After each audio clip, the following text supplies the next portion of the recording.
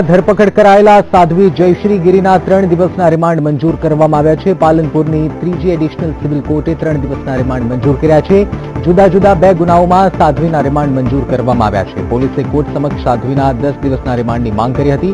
મહત્વનું છે કે સાધ્વી જયશ્રી ગીરી પાસેથી કુલ 2 કરોડ 20 લાખનો મુદ્દામાલ જપ્ત કરવામાં આવ્યો હતો, જેમાં સોનાના biscuit, mobile phone, Fortuner car તેમજ 2000ના દરની ₹1.25 કરોડની નોટો મળી આવી હતી. સંવાદદાતા મોગજી પટેલ ફોન લાઈન પર જોડાયા છે. મોગજી, 3 દિવસના રિમાન્ડ મંજૂર કરવામાં આવ્યા છે. રિમાન્ડ દરમિયાન કેવા પ્રકારની પૂછપરછ કરવામાં આવી શકે અને શું શક્યતા સેવાઈ રહી છે કે આ પૂછપરછ દરમિયાન અનેક નવા ખુલાસા સામે આવે?